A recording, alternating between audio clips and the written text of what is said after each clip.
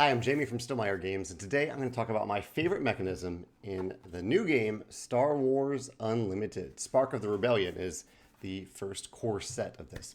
I got a pre-release pack thinking that this was for 2 players. It actually isn't. This is just for 1 player, but there were enough cards in it. There were 6 booster packs in here that Megan and I were able to create 2 decks that didn't quite have the 50 cards that we needed to have in there, but we really only went through half of our deck in the first place. So I think it was completely fine to play a 2-player game with what was included in this box.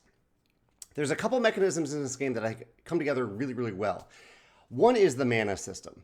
The resource system is what they call it in this game. So at the beginning of a game of Star Wars Unlimited, you draw a hand of 6 cards, and you must take 2 of those cards. So you have 6 cards in your hand, and you must take 2 of them and flip it over and just put it on the table in front of you as resources. 2 cards as resources. It's kind of like mana and magic, but they're colorless because it's just the back of the card. So from the very first turn of the game, you have 2 resources to spend, and at the end of every round of the game, you can add another card from your hand. After drawing 2 at the end of that round, you can add a card from your hand onto the table as another resource. So it has a sense of a game like Hearthstone, where you're constantly adding more and more resources over the course of the game, with the sacrifice that you are losing some cards from hand that you could otherwise play. I think that by itself is really clever. But it's tied to another system that I think is really clever, which is the casting cost for these cards, which you can see up here. By default, the cost of this card is 2. By default, the cost of this card is also 2. But you can see that they have colors on them. And this is a neat little system here, because I just mentioned that you're putting the cards face down on the table. And so these resources, once they're on the table, don't have a color associated with them. But I think the designers of this game still wanted players to craft decks, or they wanted to give players a reason to craft decks based around certain colors and not just throw everything into the deck. And so that's where these little icons come into play up here. So at the beginning of the game, you have a hero. So here's Jyn Erso, and you have a location, like a base. And you can see on the character and on the base, there are, let me see if I can stagger these so you can actually see it. Here we go. There are a couple different icons up there. So if these were my starting cards, I have green, I have access to green, I have access to yellow, and to white. And that means that when I'm playing cards that have green, yellow, or white, as I do on this card, then all I have to pay is the printed cost up here. I have to tap, I have to exhaust 2 resources, and then I can play this card. However, for each symbol that I don't have, and this is an example here, so this card has a blue and a black icon up there. For each icon that I don't have, I have to pay +2. So for me to play this card, I can still play it, but instead of costing 2, if I had a blue and a black on my base, or on my character, I have to pay 6. This card gets really, really expensive for me to do that. So the game, I really like the game is giving me the flexibility to put cards in my deck that go outside of those 3 colors that I have with the bases and the character. But there's a big cost to it. There's a significantly higher cost to play those cards. I think that is really, really clever. A couple other things I really like about the game. One is the turn system for the game. So I've played Magic the Gathering for many, many years, and I adore Magic. I think it's a brilliantly designed game. Turns in Magic can sometimes go a little long. If you really know how to play, they're very snappy, right? Back and forth. But you can do quite a bit on your turn. In this game, I think they made a really clever decision to say, on your turn, you can do one thing, exactly one thing. And oftentimes that's playing a card, that's attacking with exactly one card. You're not doing a full attack of everybody. You're attacking with one card. You might be using an ability. You might be grabbing initiative. You're doing exactly one thing. And you're doing this back and forth with the other player until both of you pass, and that's the end of the round. And that's when you draw 2 more cards. That's when you regroup, essentially untap everything. And that's when you decide if you want to put 1 more resource on the table. So it's a little bit more, it's a little more structure outside of your turn, but I really like these quick, simple turns that emerge when you're playing. You're going back and forth very quickly, doing one thing, other person's doing one thing, and I really, really like that back and forth. I love quick, simple turns in general, and I haven't seen that as much in a dueling game like this.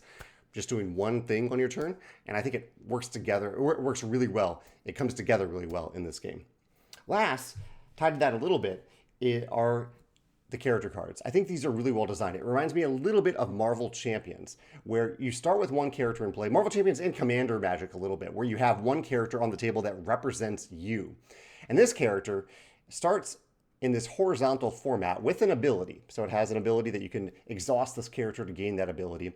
But it also has an epic action. So this counts as your turn if you do it. But if you reach this goal, this threshold for this character, I was playing IG-88 in my game actually, it says if you control 5 or more resources, deploy this leader. And that means you flip it over, it goes vertical, and then you have this leader. You have yourself on the battlefield, ready to attack, ready to do stuff.